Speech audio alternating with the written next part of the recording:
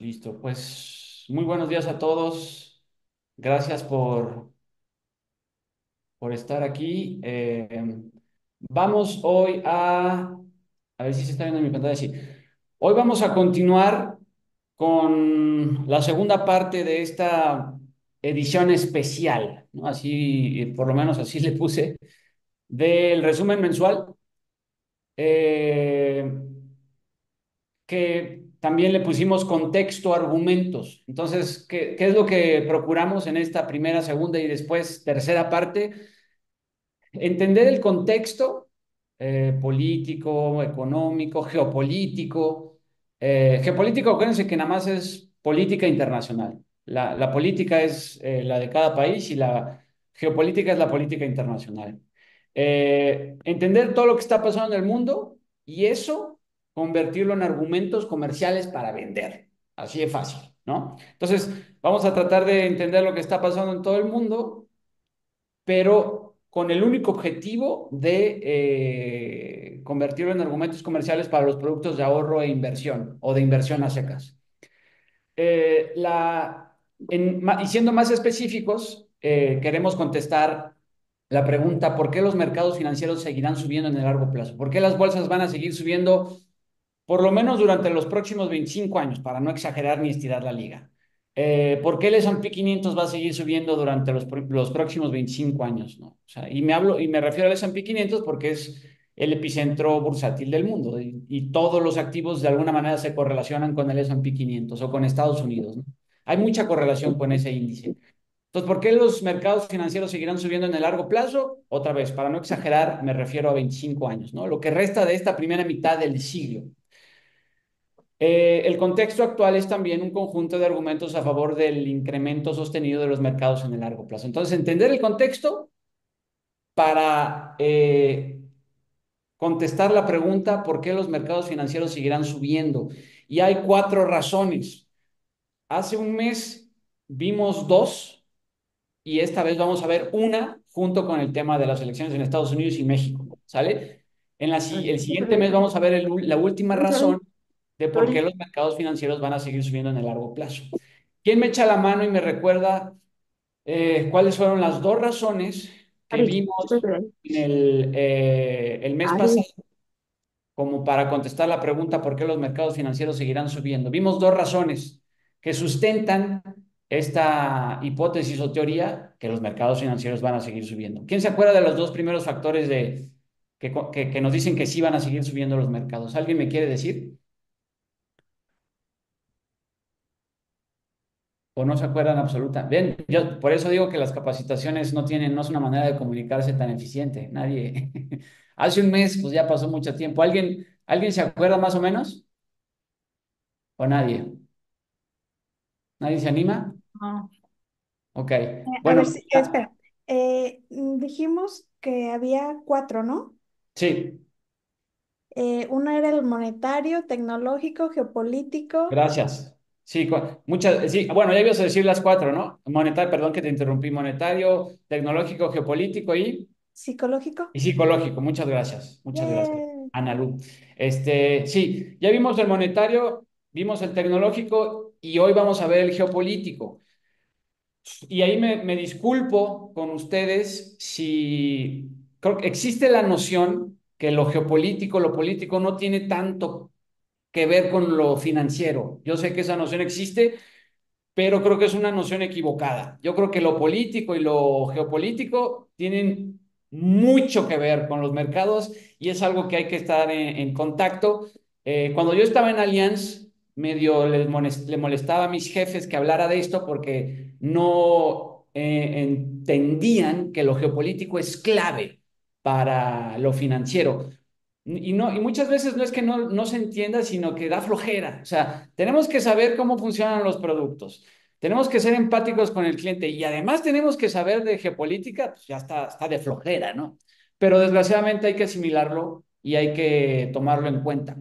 Entonces, se está compartiendo ahorita, sí, ¿verdad? Antes de Sí. entonces de, ¿dónde dejo de compartir? Acá está. Antes de hablar de lo geopolítico, me gustaría hacer un hiperbreve, ¿cómo se llama? Como revisión de lo visto el mes pasado. Ya bien nos dice Analu que las primeras dos razones como para decirle al cliente que los mercados van a seguir subiendo son monetarias y tecnológicas. Gracias. Sí se ve ahí la pantalla así. Entonces, Sí. solo para recapitular brevemente, ¿por qué las bolsas tienen una tendencia alcista en el largo plazo? ¿Se acuerdan de esta gráfica? El S&P 500 lleva 128.000% desde 1932, que equivale al 15% en promedio anual los últimos 15 años. Cualquier duda, por favor, me interrumpen. Cualquier cosa que no les cuadre, me dicen, también para yo ir regulando la velocidad de la plática. Las bolsas, o en específico el S&P 500, que nos dice cómo van las compañías más grandes de Estados Unidos, las 500, ha tenido varios tropezones, ¿no? La Gran Depresión, crisis petrolera, dot-com bubble, la crisis financiera global, pero la conclusión que sacamos de todo esto es que, a pesar de los obstáculos, el valor siempre encuentra su camino, que es otra manera de decir, los mercados van a seguir subiendo y subiendo y subiendo a pesar de los obstáculos, van a ser superados estos obstáculos. ¿Por qué? Porque siempre, bueno, ahí está acuérdense del relajarse, alejarse para relajarse, acercarse para estresarse, ¿no? Y lo que decíamos la vez pasada es que, bueno, la pregunta, ¿por qué? ¿Por qué el valor siempre va a encontrar su camino? ¿Por qué los mercados siempre van a ir para arriba en el largo plazo? Por cuatro razones y vimos las monetarias y las tecnológicas. En pocas palabras, la razón monetaria que tiene que ver con los bancos centrales la podemos sintetizar en lo que dice Christine Lagarde, presidente del Banco Central Europeo. También esto lo vamos a ver en talleres y en one-on-ones. Yo sé que seguimos medio lentos con los one-on-ones porque le seguimos dando forma, la verdad, pero esto lo vamos a ver en one-on-one. O sea, un one-on-one con alguno de ustedes puede ser la razón tecnológica o la razón monetaria. O sea, una sesión de uno y otra sesión de otra para cubrir los cuatro, para que ustedes lleguen con el cliente y digan, estas cuatro razones que ya entendí son las que me permiten concluir que los mercados van a seguir subiendo. Pero la monetaria es la que dice, es la que sintetiza Christine Lagarde, que es la mera mera del Banco Central Europeo, la segunda persona más, híjole, me puedes atrever a decir que es la segunda persona más importante del mundo, en pocas palabras. Dice Christine Lagarde, la que se encarga del Banco Central Europeo. Nos enfrentamos a la peor pandemia desde 1920, al peor conflicto en Europa desde 1940 y al peor shock energético desde 1970. Sin embargo, ahora tenemos herramientas mucho más eficientes que antes para encarar este tipo de problemas y que no se conviertan estos asuntos en crisis como antes. Y esto no tiene precedentes, esto es algo histórico. Por primera vez tuvimos la combinación de tres problemas y no se convirtió en una crisis como las del siglo pasado o como las de principios del siglo. En pocas palabras, hoy los bancos centrales tienen herramientas más potentes para evitar crisis financieras severas, ¿no? Todo indica eso. Ese es el primer punto. Y el segundo punto es el que tiene que ver con la tecnología y aquí en resumidas cuentas, el punto es que la tecnología no va a dejar de acelerarse, cada vez va a tener un ritmo más rápido y nunca va a dejar de agregar valor la tecnología. Entonces, si las compañías van a seguir, las del S&P 500 van a seguir teniendo plusvalía, es porque la tecnología no va a dejar de avanzar y por lo tanto no va a dejar de agregar productividad y valor. Esos son los dos primeros puntos de por qué los mercados siempre van a seguir subiendo. Política monetaria, que sé que soy técnico, pero otra vez lo vamos a ver en one-on-ones, y tecnología. ¿Alguien tiene dudas? Yo sé que puede ser complejón, pero pues somos asesores financieros, ¿no? No somos, eh, no vendemos cosas menos o no asesoramos en cosas más simples. ¿Alguien tiene algún comentario, alguna duda, alguna queja de estos dos, sino para ya pasarnos a lo geopolítico, que va a ser de lo único que vamos a hablar? Sí, Sergio, perdón. Sí, nada más para tenerlo claro, en Sí, cuanto a política monetaria, por sí. supuesto, es subir o bajar tasas, la parte de lo que hizo Estados Unidos de de lo que le decían imprimir y Sí. mandar cheques, ¿no? Todo eso te refieres, ¿no? Supongo. Sí, todo eso me refiero y no solo es eso, ¿no? Lo podemos resumir a subir y bajar tasas e imprimir y destruir dinero. Entonces, imprimir dinero tiene lo primero que pensamos es que está mal, ¿no? Porque hemos tenido en México experiencias malas, en Venezuela obviamente es un ejemplo de eso, en Argentina, pero en su última versión, la impresión de dinero, que se llama quantitative easing, parece ser mucho más eficiente que una impresión vulgar de dinero como la de Argentina. Y acuérdate que eso tiene una contraparte, la destrucción del dinero. Entonces un banco central puede imprimir dinero, inyectar a la economía a través de la compra de deuda, pero también puede sacar ese dinero de circulación como para que eso no se deforme en inflación. Entonces, vale la pena echarse un clavado en ese punto porque sí, los bancos centrales no son como antes, los países no son como antes que imprime dinero y explota la inflación y hay crisis. Y ahora es más sofisticado si tomamos el ejemplo de la Reserva Federal de Estados Unidos y del Banco Central Europeo. Entonces, vale la pena fijarse en eso un poquito como para no irse con la finta que es solo impresión imprudente de dinero como en Argentina, en Venezuela, etcétera, etcétera. ¿Sí me explico más o menos, estimado Sergio? Sí, totalmente. Y justo el ejemplo que se me viene a la mente para quizá entenderlo más y a ver si Sí, estoy bien, sí. es el de Estados Unidos con la pandemia, en el que imprimieron billetes y dieron apoyos y todo eso, y se disparó la bolsa y generaron mucho más consumo y la gente que recibía el dinero no solamente gastaba, sino invertía, y por eso subió tanto la bolsa, ¿no? Y, Y, pero llegó un punto donde entiendo que se les pasó la mano y generaron la inflación a nivel internacional, pero... pero esa inflación, ¿a cuánto llegó en Estados Unidos? ¿A 8? Y ahorita está en 2. O sea, fíjate con lo que nos asustamos, qué tan sensibles somos ahorita que nos asustamos con tan poco. La inflación estuvo en 8 2 meses y ahorita ya está en 2 después de 3 años. No fue tan grave, ¿no? O sea, se nos olvida lo que pasaba el siglo pasado, que la inflación se iba a 20, en México a 100%, en Argentina todavía el año pasado, la medían, bueno, la siguen midiendo en términos mensuales. Oye, la inflación está en 5% mensual. ¿Sí me explico? Que la inflación se te vaya a 8% en Estados Unidos durante unos meses y ya esté en 2 después de 3 años, después de esa impresión de dinero, me lleva a la misma conclusión. Los bancos centrales parece que han aprendido de sus errores. Al final, ¿desde cuándo existe la Reserva Federal? Desde hace más de 100 años. Una que otra cosa han aprendido. Entonces, sí, puede ser medio difícil de hablar de esto porque en parte es hablar bien de instituciones muy odiadas, ¿no? Que imprimen dinero. Entonces, instituciones odiadas, imprudentes, pues no son tan imprudentes al parecer. ¿Sí me explico? Pero es un tema creo que vale la pena explorar. También lo vamos a ver en corto. Entonces, ese es el monetario. No sé si sigas teniendo dudas de eso, estimado Sergio, porque es importante. No, todo está clarísimo. Órale, Muchas pues. gracias. Bueno, hoy vamos a ver la tercera razón, la geopolítica, después la psicológica, que es, si me preguntan, más breve. Y luego vamos a hablar un poquito de las elecciones y de México.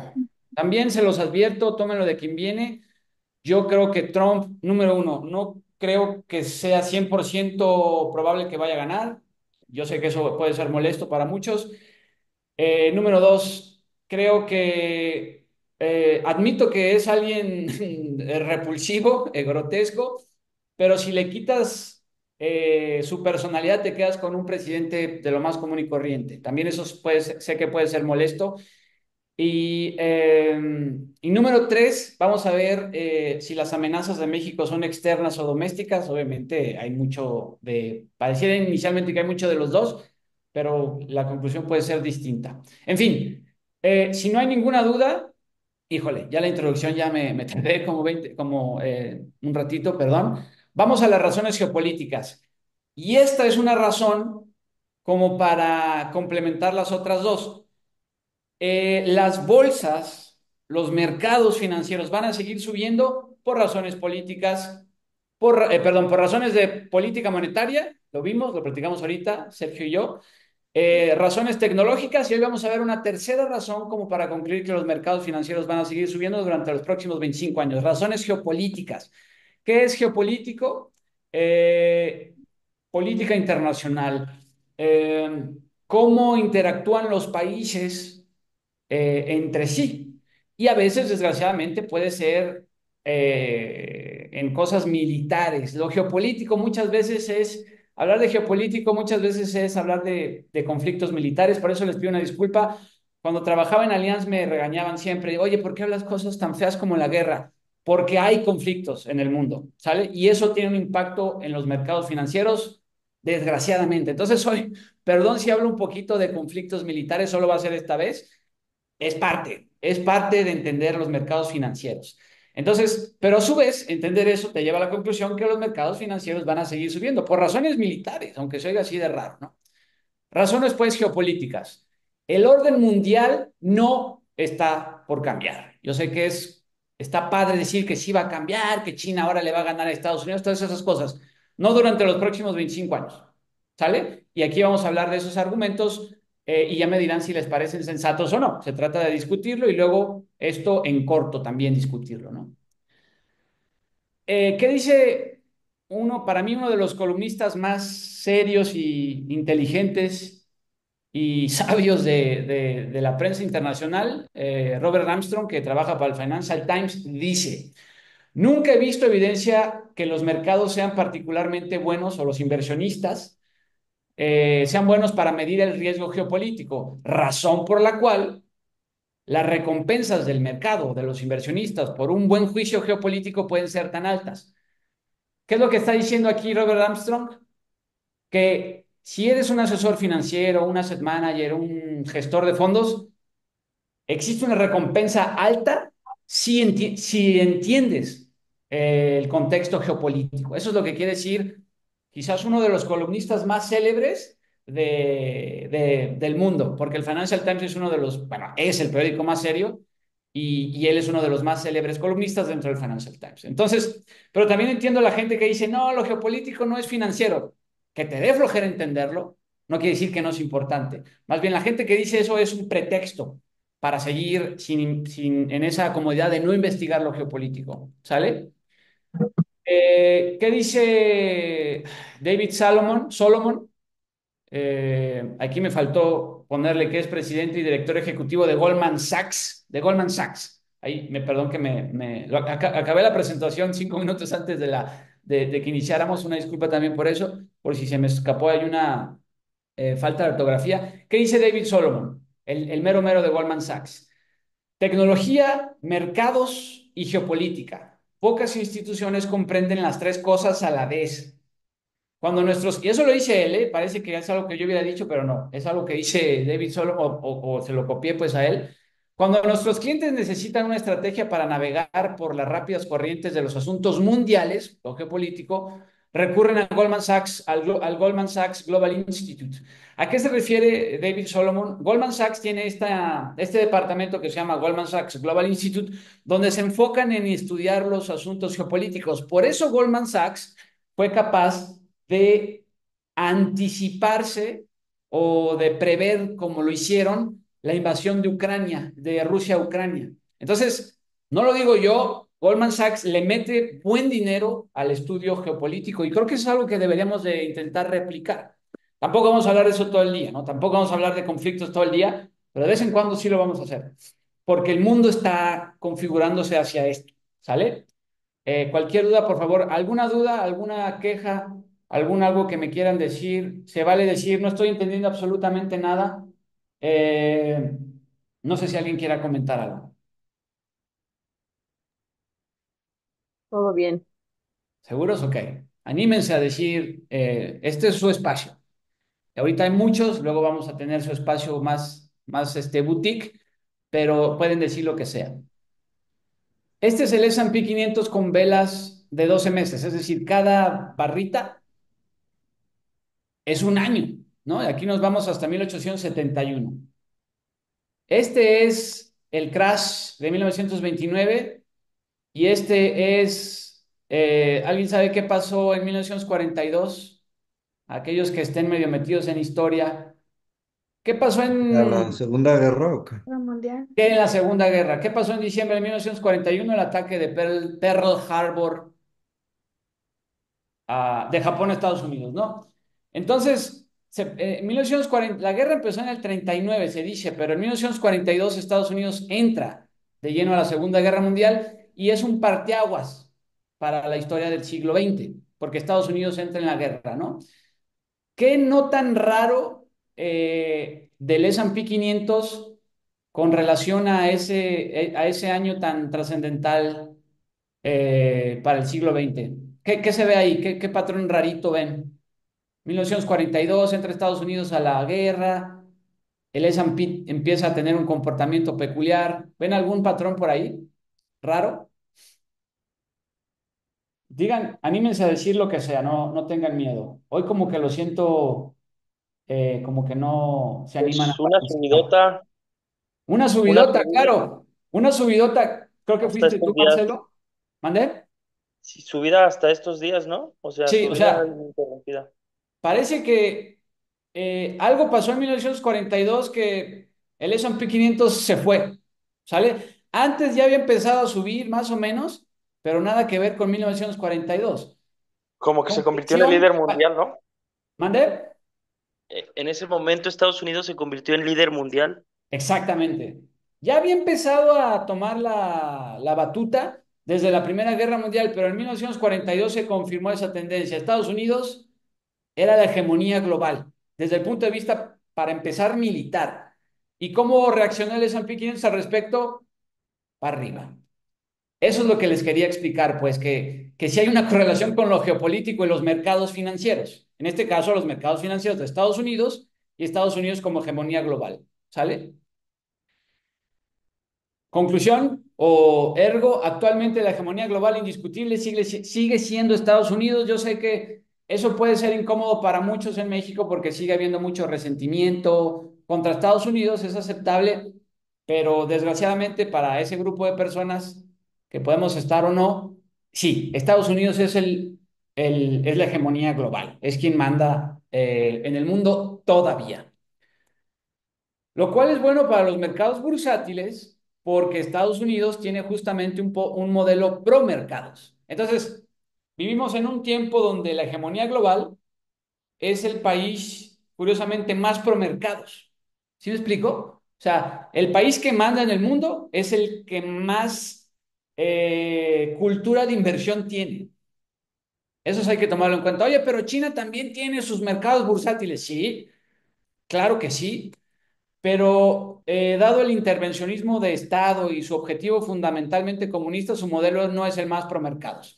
Oye, pero China no es comunista, es capitalismo de Estado, es más bien medio socialista, ¿de acuerdo?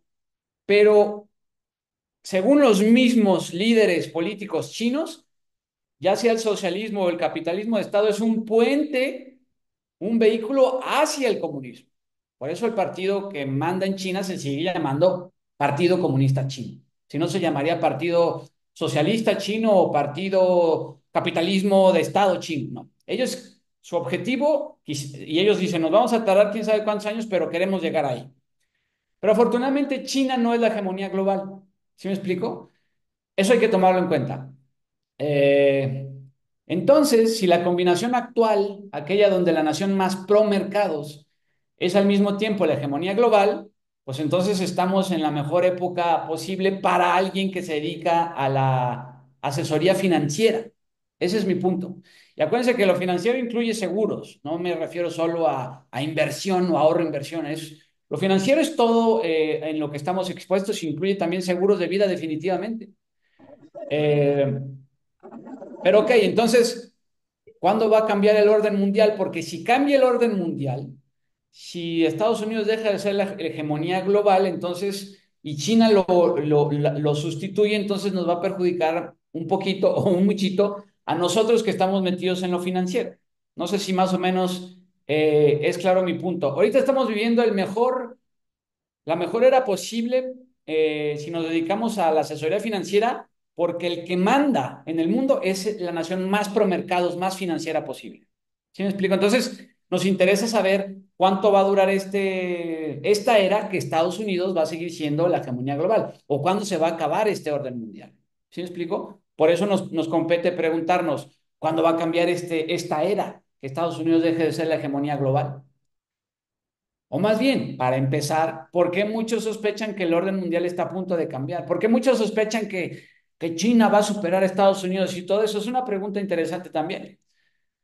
Este es otro gran columnista, también del Financial Times, pero más bien político, y dice, en 1945 Estados Unidos tenía un monopolio nuclear. Nadie tenía, el único país con armas nucleares era Estados Unidos en 1945.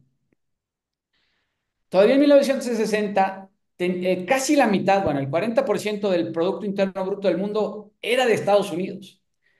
Y el dólar en 1999 representaba el 71% de las reservas de bancos centrales a nivel global. Entonces, Estados Unidos tenía un dominio casi absoluto en varios rubros.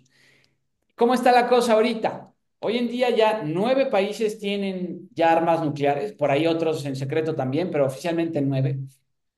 La economía de Estados Unidos no representa el 40, sino el 25% del PIB mundial y el dólar representa el 59% de las reservas internacionales. O sea, sí, ya no es una hegemonía absoluta, ya es más bien es un dominio más bien relativo, pero sigue siendo la nación dominante.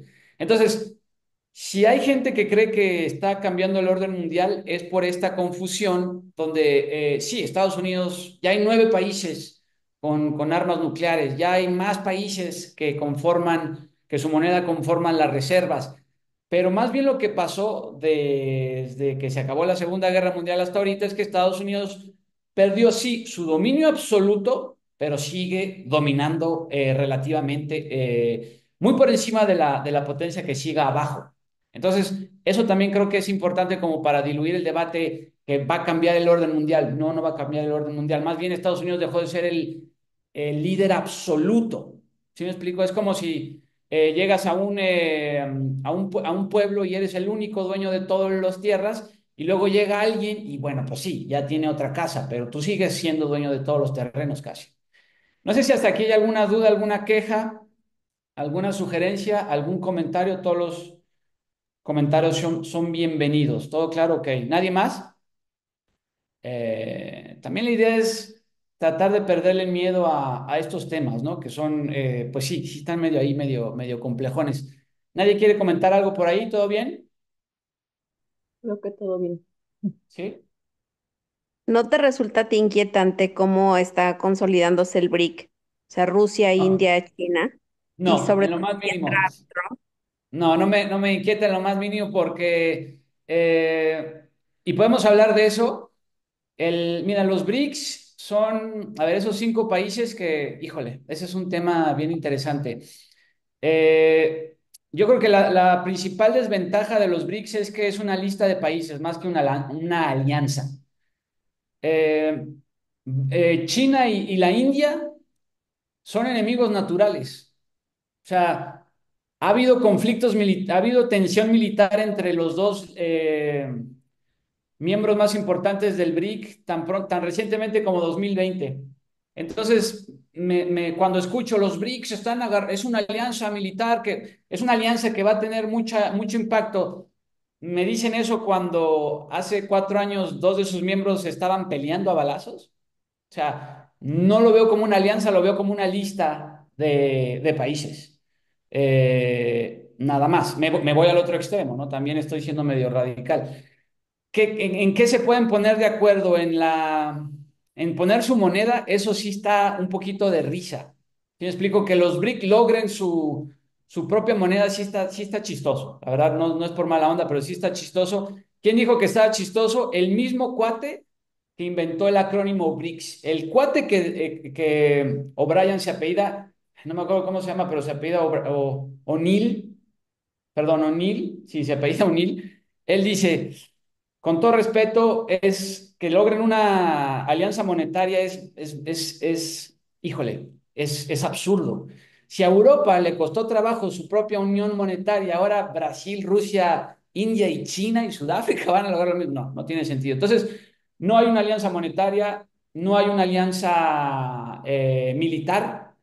Más bien tienen en común el interés de descarrilar a Estados Unidos y ni siquiera tanto, ¿eh? Más bien el objetivo de muchos, Rusia y China sí, pero la India ahí más bien quiere tener más poder de negociación con Estados Unidos. Entonces, si no es en los BRICS, fuera de China y Rusia, Brasil y la India, por ejemplo, lo que quieren más bien es decirle a Estados Unidos, oye, quiero negociar contigo Estados Unidos, yo Brasil o yo la India, pero dame mejores términos de negociación a mí, tú Estados Unidos, a mí Brasil, porque tengo mis amigos los BRICS. Es más bien eso. ¿Sí me explico? Entonces, no, los BRICS hoy son más bien Putin, ahorita en la cumbre de los BRICS, que creo que fue en Rusia mismo, les planteó ahí que ya hay que usar, hay que desbancar el dominio del dólar. Y todos dijeron, ok, pero no hubo, no cuajó la idea. ¿Sí me explico? Entonces, no, los BRICS, yo sé que puede haber mucha propaganda en TikTok y en YouTube y en donde ustedes quieran, pero no.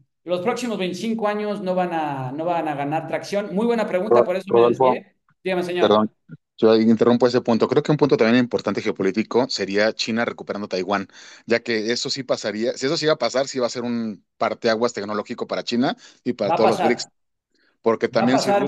si Rusia recupera a Ucrania, le va a dar parteaguas a China para que Sí, también intervenga a Taiwán.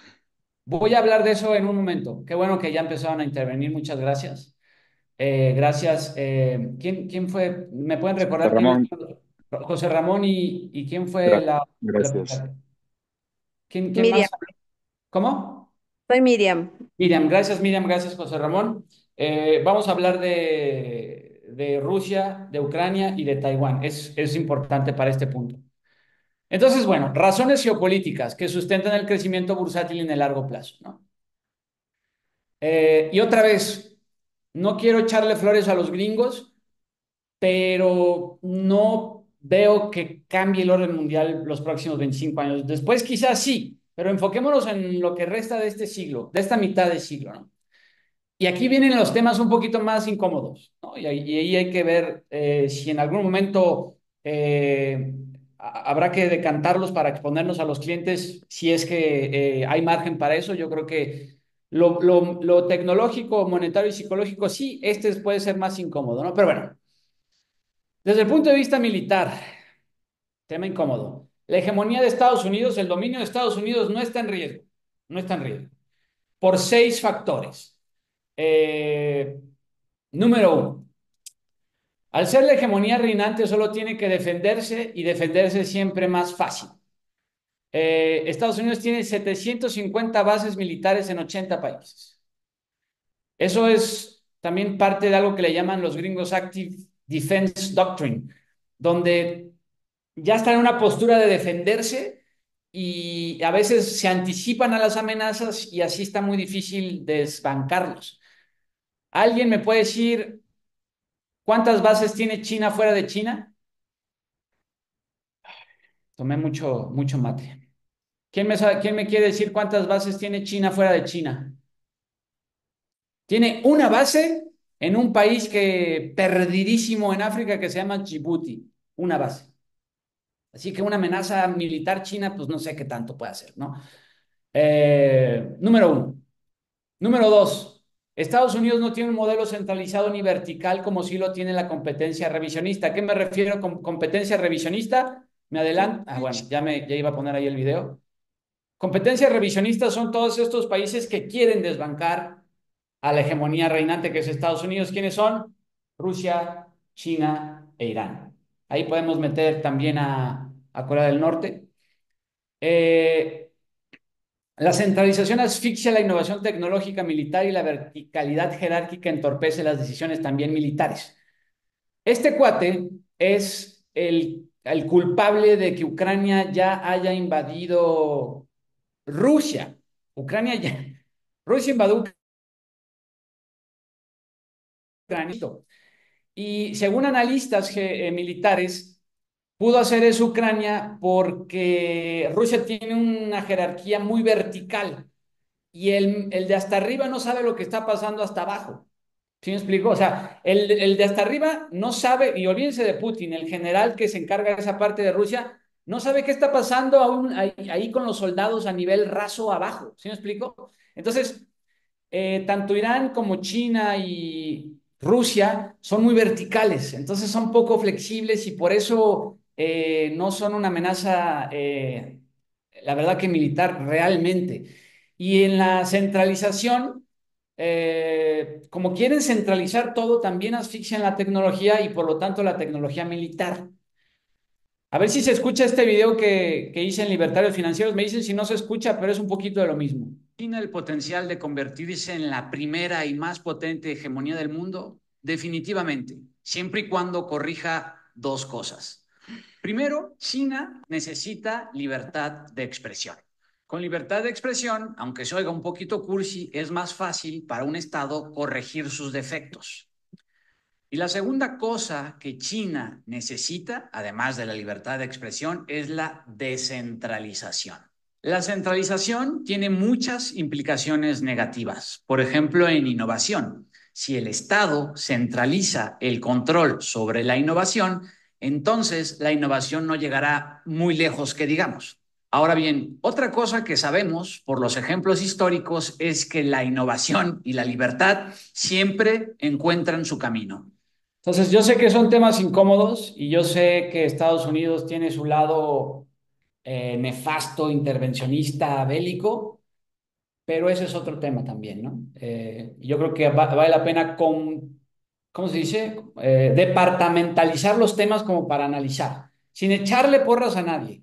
Más bien, verlo fríamente para sacar conclusiones que nos ayuden en lo comercial. Eso sigue siendo el objetivo. Si Estados Unidos es la hegemonía reinante, ¿quién es la competencia revisionista geopolítica? Rusia, China e Irán. Y aquí están los líderes absolutos de de esas tres naciones, que cada una tiene cosas valiosas definitivamente, ¿no?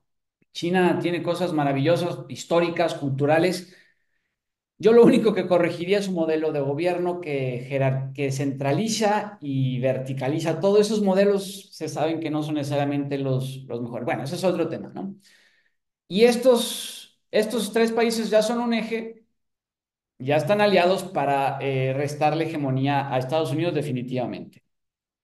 ¿Algún comentario, alguna queja, alguna sugerencia? Me voy a meter en temas todavía más incómodos, pero no sé si alguien quiera decir algo o vamos más o menos bien. Ya estamos más para la mitad que antes. Seguimos con las razones por las cuales Estados Unidos no va a perder su hegemonía desde el punto de vista militar. Israel, tema incomodísimo, es el principal aliado de Estados Unidos en Medio Oriente y está redefiniendo actualmente el mapa geopolítico de la región. Sabemos todas las atrocidades que han cometido los israelíes,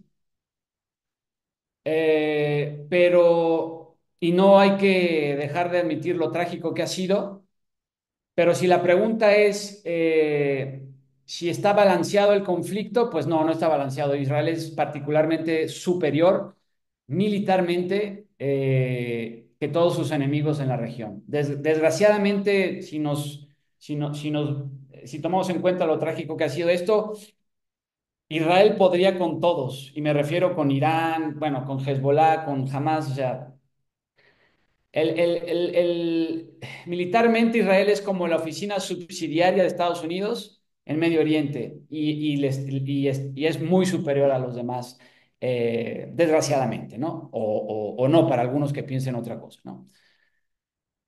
Les presumo, las siguientes dos fotos las tomó un cuate mío que está ahorita, un cuate mío checo, está ahí en la mera trinchera, ese cuate tomó esa foto y la que sigue. Aunque no me crean, pero sí me parecen fotos muy padres. No le dije que las iba a utilizar, pero bueno, ya le daré sus regalías. Ucrania pudo contener a Rusia. Oye, Rusia está. ¿Qué porcentaje de Ucrania tiene Rusia? Ahorita vamos a ver. No que Rusia era una superpotencia militar y todo eso, pues no pudo ni con Ucrania. Sí, obviamente Ucrania tiene mucho apoyo, pero si Ucrania no pudo, si Rusia no pudo con Ucrania, entonces Rusia no puede con nada más que Ucrania o ese pedacito que logró invadir o conquistar. Esta foto también la tomó mi cuate, Stanislav, se llama mi cuate, ¿no? Rusia controla aproximadamente el 18% del territorio de Ucrania, incluyendo Crimea. En marzo del 2022, cuando más territorio tenía Rusia, fue 24%, cayó al 18%. Entonces, eh, aquí está lo que tiene ahorita Rusia. Este es el pedacito que Ucrania ya se metió en Rusia, muy poquito en comparación, obviamente. Lo anterior a pesar de no haber obstáculos naturales en la frontera entre Rusia y Ucrania y a pesar también de la supuesta superioridad militar rusa. Pues entonces Rusia a lo mucho le alcanza para 18% de Ucrania, pues entonces no es tan intimidante como pensábamos, ¿no? Bueno, esos son los números. Eh, Así como Israel puede con todos sus enemigos en esa región, parece que Ucrania puede contener a Rusia solo con apoyo indirecto de Estados Unidos, entonces no está tan complicado, ¿no? Si China pudiera, ya habría invadido Taiwán. O sea, China no puede hoy, militarmente no es superior, porque si fuera superior militarmente ya hubiera invadido Taiwán. Ahora, eso no quiere decir que no vaya a anexar Taiwán. Lo más probable es que China sí anexe Taiwán, pero no militarmente, sino a través del cabildeo político. El partido que fue, imagine, piensen en el PRI de Taiwán, un partido que dominó históricamente ese país, que ahorita quizás no está en el poder, el partido, el Kuomintang, le llaman. Ese partido político, que les digo es como el PRI, nada más está esperando cuándo volver al poder, está a favor de que Taiwán sea parte de China, o está de acuerdo en que Taiwán se acerque a China cultural y políticamente. ¿Qué les quiero decir con esto? Que los chinos han estado cabildeando durante décadas a los políticos de este partido y les va a tocar quizás algunas otras pocas décadas como para ya anexar a Taiwán por las buenas. ¿Por qué por las buenas? Porque por las malas no puede China. Entonces, sí va a anexar China a Taiwán por las buenas, pero para cuando esto ocurra, la verdad, como les va a tomar quizás otras 2, 3 décadas, ya será Estados Unidos una soberanía en manufacturación de semiconductores. Ya están trabajando en ello. Ya muchas plantas de manufactura de semiconductores están yendo a Estados Unidos. Obviamente es un proceso lento. Y acuérdense que Taiwán no diseña chips ni semiconductores, los manufactura a gran escala. No es poca cosa. Oye, va a haber bueno, ya me iba a meter en temas de que no tienen que ver. Entonces, para cuando China anexe Taiwán, por las buenas, ya habrá fábricas de manufactura de semiconductores en Estados Unidos en el supuesto que esto se tarde unos 15, 20 años. ¿Sale? Y por otro lado, quizás en ese entonces ya los chips y los semiconductores ya no sean relevantes para la industria tecnológica, ¿sale? También hay muchas máquinas de manufacturas de semiconductores que están en Taiwán, se pueden desactivar remotamente. O sea, si China invade Taiwán por las malas, estas máquinas se desactivan o si quieren se autodestruyen y eso es una realidad, así están diseñadas. Entonces, el tema de Taiwán no es relevante. ¿Por qué? Porque sí va a pasar, pero para cuando pase, ya quizá, yéndonos a ese extremo, los semiconductores quizás no sean relevantes para la industria tecnológica. Me parece interesante. Eh, Otro paréntesis, ya casi concluimos. No sé cómo vayan de paciencia y tiempo. A ver, creo que hay una duda por ahí. Todo claro, gracias, Sergio. China contra Estados Unidos en pocos números. A ver, para no complicar las cosas, si empezara la Tercera Guerra Mundial mañana, Corea del Norte contra Corea del Sur, ahí medio se quedarían tablas, no sé. Luego tenemos Rusia contra Europa, también ahí habría una contención. Pakistán contra la India, Japón y Australia contra China. No nos compliquemos. China contra Estados Unidos si se llamaran los catorrazos mañana. En pocos números y sin complicarnos en lo militar. Supongamos un conflicto mañana tradicional, que sería relativamente tradicional. En un conflicto tradicional, lo que importa son quién tiene más portaaviones y quién tiene más jets. Se acabó, ¿no? Luego está lo cibernético y todo lo demás, pero sin complicarnos. Un conflicto tradicional, que será el que ocurriría mañana, se define a quién tiene más portaaviones y quién tiene más jets. Los portaaviones son bases móviles. Quien tenga más bases móviles tiene una superioridad importante. China tiene 3 portaaviones. Estados Unidos tiene 11 portaaviones. Y son súper, y sí, sorry por parecer tan pro gringo, yo también tengo mi prejuicio contra los gringos por ser mexicano, definitivamente, pero militarmente sí están muy cañones. Un portaavión chino no es un portaavión gringo, y los gringos tienen 11, ¿sale? Dejando a un lado lo nuevo, ¿no? Los drones, los hackers, todo eso, que están parejones y queremos dejar eso neutral. China tiene 200 jets Chengdu J-20, que son los más sofisticados. Y Estados Unidos tiene casi 1000 F-35. Los Chengdu son como los F-22 de los gringos que se empezaron a hacer en el 2005 por ahí.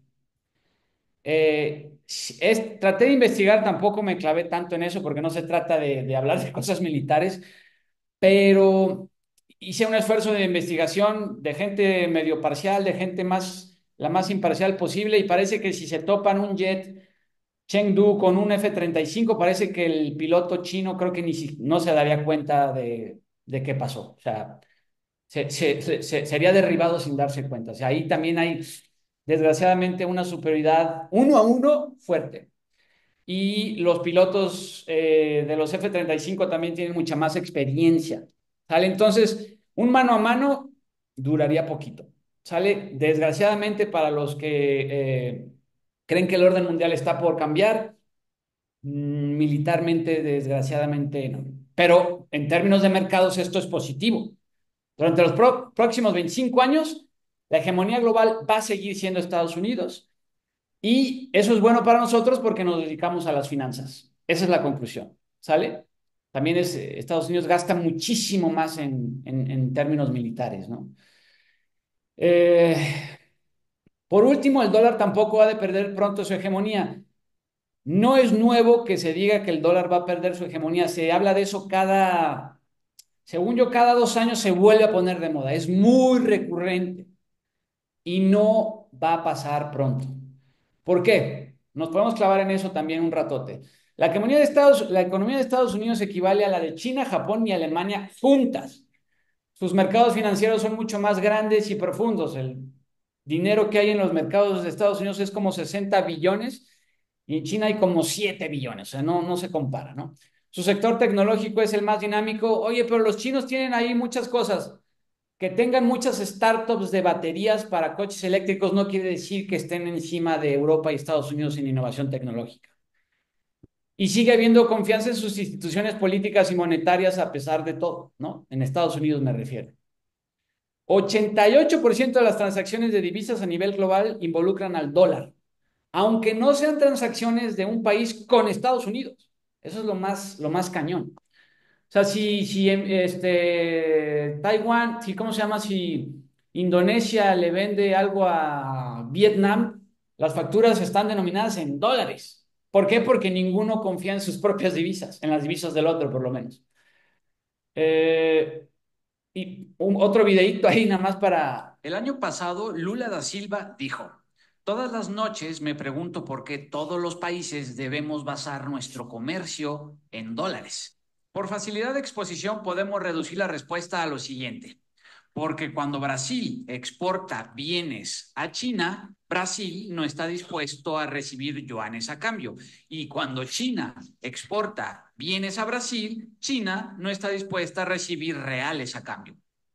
Entonces, así está la cosa. Estados Unidos dejó de tener su hegemonía absoluta, pero va a seguir teniendo una superioridad económica, bursátil y militar, por lo menos los próximos 25 años, y eso es bueno para nosotros, y eso es un argumento a favor de que los mercados bursátiles van a seguir subiendo durante los próximos 25 años. Yo sé que puede ser incómodo por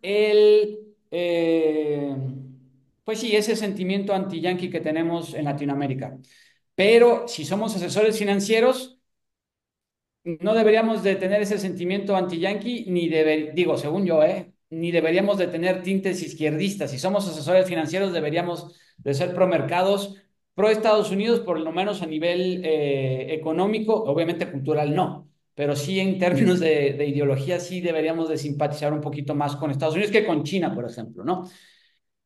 Antes de cerrar, irnos a Trump y a México o a elecciones y México. No sé si alguien quiere decir algo, quejarse de algo, decir no estoy de acuerdo. Se vale no estar de acuerdo, ¿no? No sé si alguien quiera compartir algo. Monse, eh, No, Analú, ¿nadie? todo bien. Siempre me explota la cabeza con tanta información. Lo vamos a ver en corto y es discutirlo, ¿no?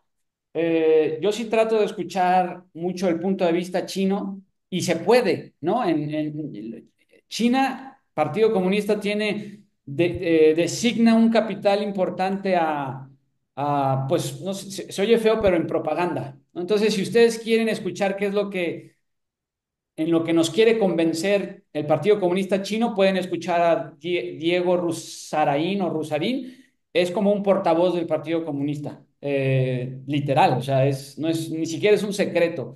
Y si lo escuchan, sí, tiene cosas importantes que decir, ¿no? Y se trata de escuchar a las dos propagandas, la gringa y la china. La propaganda gringa durante mucho tiempo fueron películas, ¿no? Top Gun es el ejemplo, es la propaganda gringa militar más descarada, ¿no? Eso ya es hasta para reclutar a gente en la marina, ¿no? Déjenme cerrar la cortina que me estoy encandilando y no sé si quieren compartir algo. Creo que no. Entonces quiere decir que están de acuerdo en todo lo que les dije, ¿no? Pero bueno, cerramos con el tema de Trump y México, ¿va? Trump 2.0 y México. ¿Cuáles son las amenazas? Eh, ¿Cuál es la verdadera naturaleza de las amenazas para México? ¿Son amenazas externas o domésticas? ¿Externas o internas? Eh, ¿Es Donald Trump una amenaza para México? No, yo sé, otra vez, yo sé lo nefasto que es, lo grotesco que es, lo vulgar, lo feo las cosas que ha hecho contra México, pero no necesariamente es una amenaza para México y quizás ni siquiera vuelva a la Casa Blanca. Yo sé que se tiene que decir que sí, porque las casas de apuesta dicen que va a ganar. Yo sé todo eso, pero a mí yo lo seguiría cuestionando, ¿no? Eh, en términos prácticos, Trump fue un presidente republicano convencional. Desreguló el sector financiero, bajó impuestos y postuló jueces conservadores a las cortes. En términos prácticos fue eso.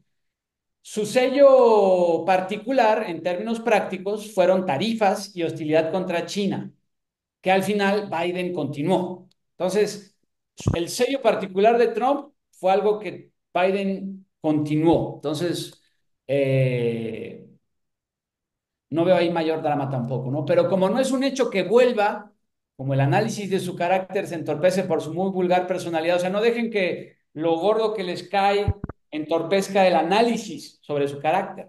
Y como es al final el padre del nearshoring que en teoría le echó la mano a México, en teoría, porque la 4T quizás no lo dejó respirar al nearshoring, podemos concluir que las amenazas para México son domésticas, no son externas. La amenaza para México es completamente doméstica, ¿no? Eh, pero la naturaleza de estas amenazas son graduales y difíciles de entender. Sobre la marcha vamos a ver noticias positivas, ¿no? Como que Foxconn, el proveedor de materia, ¿cómo se puede decir? De manufactura para Nvidia va a poner una planta en Guadalajara. Amazon va a invertir $6,000 millones en México, sí, pero esas noticias y lo gradual de la degradación en la que ya estamos, no, o sea, que no nos confunda. Las degradaciones económicas siempre son graduales, rara vez son de un día para otro, ¿sale? Por eso el peso mexicano también se tarda en asimilar todo esto, ¿no? Entonces, cuando veamos noticias positivas como estas, pongámoslo en tela de juicio y veamos su naturaleza gradual. ¿Naturaleza de qué gradual? De la degradación en la que México está ahorita en términos económicos, ¿no? Gradual y hasta elusiva, confusa, ¿sale? Lo cual también entorpece el análisis. Ejemplo de mal gusto, admito que puede ser sí, pero en Venezuela la gestación de la crisis económica, además de haber sido gradual, también tuvo un componente que no permitió al grueso de la población entender lo que estaba realmente pasando. En México, es gradual la degradación desde mi punto de vista, en la que acabamos de entrar o entramos hace 6 años. Y que estemos abajo de Estados Unidos o que vengan estas compañías nos confunden, ¿no? Como que, no está tan peor. En Venezuela era lo mismo, era gradual. ¿Y qué fue así como en México nos confundimos por el nearshoring, que ahí está, qué fue lo que confundió a los venezolanos? ¿Quién me puede decir? ¿Cuál fue el factor que no dejó ver fríamente lo que estaba pasando? El ¿Quién se lo petróleo. La ¿Mande? generación masiva petrolera, ¿no? Tal cual.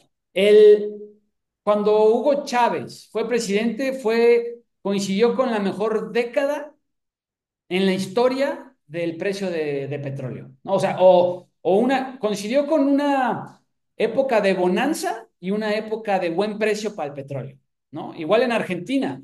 Néstor Kirchner, cuando fue presidente, es recordado más o menos bien porque le tocó un periodo donde el precio de la soja estaba más caro que nunca. Entonces eso también confundió el análisis en Argentina, ¿no? Entonces, no se confundan por esas variables ahí que distorsionan todo. En Venezuela fue el petróleo, en Argentina fue la soja y en México es el nearshoring, ¿sale? Esta foto me gusta mucho. Rodolfo, ¿tú apostarías a que pierde las elecciones Trump? Mira, cualquier político, cualquier analista político serio te va a decir que es un volado y que no es posible adivinar. Depende de 150,000 personas en los estados swings, pero si me obligas a apostar, Marcelo, te diría que va a ganar Kamala Harris, pero admito que también es por llevar la contra un poquito, ¿no? No sé qué tanto es por llevar la contra o porque realmente lo crea. Eh, pero sí, le doy varias vueltas y creo que va a ganar Kamala Harris. Pero es un volado, sí. Si latino es por suerte, la verdad, ¿no? O sea, no.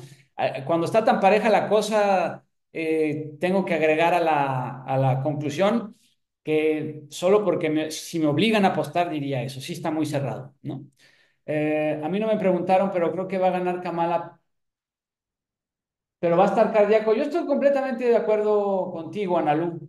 Dice Nacho, Kamala también es muy radical, ya ha dicho que no le gusta el Tratado de Comercio con México, votó en contra, Nacho. Sí, eso es importante. Eh, el foco de atención en las relaciones bilaterales entre México y Estados Unidos se enfocan en Trump, pero hay que hablar de Kamala también, ¿no? Y sí, no fue fan de la actualización del NAFTA, ¿no? Del que ahora se llama UCMSA, ¿no? Entonces, eso es relevante. Pero bueno, volviendo al punto, el vecino del norte, ¿ventaja o desventaja? México no será Venezuela porque Estados Unidos está cerca. ¿Cuántas veces no hemos escuchado eso? Y antes de hablar de eso, quisiera presentarles un término así medio sangrón, medio ahí, medio académico, pero que nos puede ayudar para entender esta, qué tan valiosa es esta frase. México no será Venezuela porque Estados Unidos está cerca. Realpolitik. Ya sé que está académico, lo sé. ¿Qué es el Realpolitik?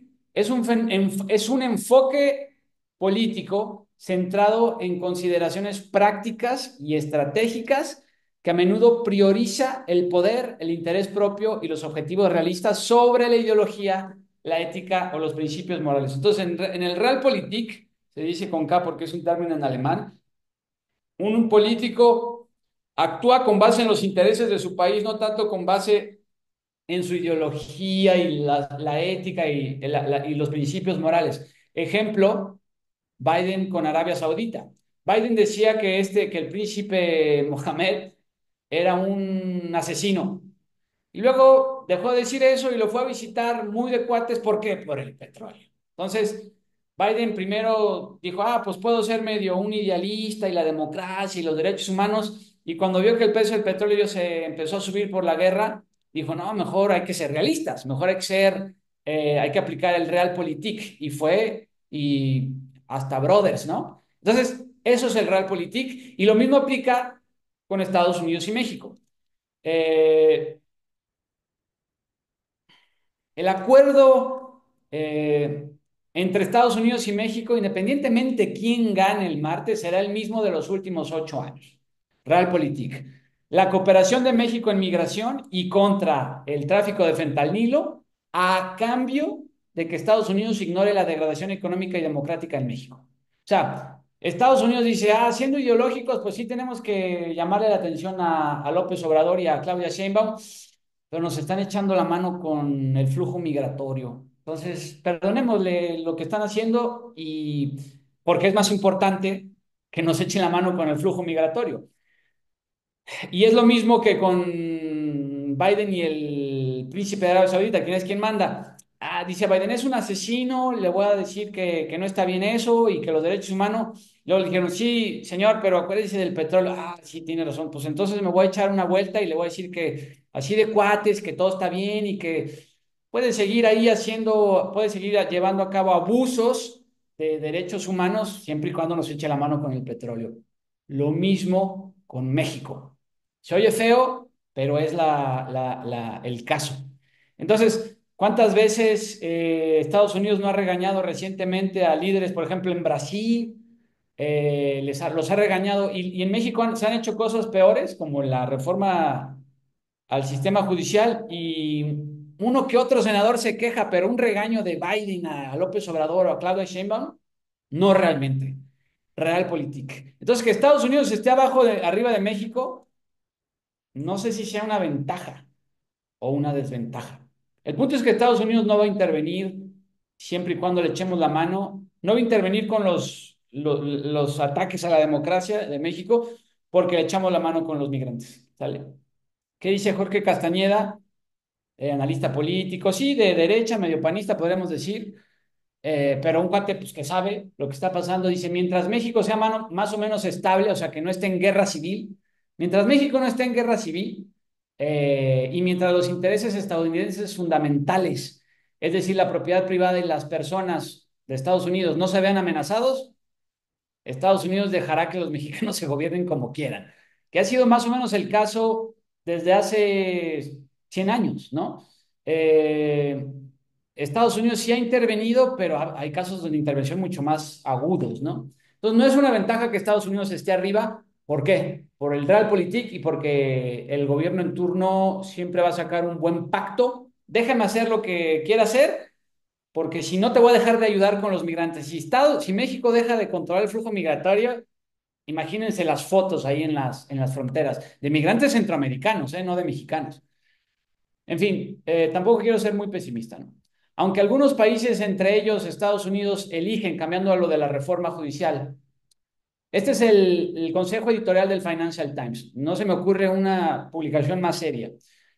Aunque algunos países, entre ellos Estados Unidos, eligen algunos jueces locales o estatales, popularmente, pocos invitan a los votantes a elegir a los magistrados de la Corte Suprema o del Tribunal Federal. La selección de los principales funcionarios jurídicos requiere una cuidadosa evaluación independiente de su experiencia y calificaciones, no de su atractivo para los votantes o del respaldo de un partido político. En un país como México, se va a oír feo, con un historial de corrupción y violencia generalizada relacionada con el narcotráfico, un plan de este tipo es especialmente riesgoso, ¿no? Eh, Eso dice el Consejo Editorial del Financial Times. Financial Times lo hemos visto, la misma opinión la hemos visto en varias instancias, ¿no? Eh, la tendencia es clara. Morena quiere centralizar y acaparar el poder con el objetivo de agrandar el Estado, lo que es normal para un movimiento de ese tipo, no es algo, es más, si quieren decir no es ni malo ni bueno, es así. Fenómeno que abundante evidencia comprueba que suele acabar mal. El resultado sí es más bien negativo, desgraciadamente sí. Hay muchos ejemplos y no nos vayamos a Venezuela, si quieren, vámonos a Argentina. Una degradación puede acentuarse al grado que luego empiece a haber esta migración masiva otra vez, como en el siglo pasado, en México. Sheinbaum será AMLO 2.0 por su lealtad, es alguien muy leal, se ve. O sea, va a ser la versión de AMLO, pero con mayor poder legislativo, ¿no? Entonces, sí está medio delicado. No es una proyección positiva, ¿no? Quejas, sugerencias, dudas, comentarios. Alguien lo dijo la vez pasada, el mundo bien, México no tan bien, ¿no?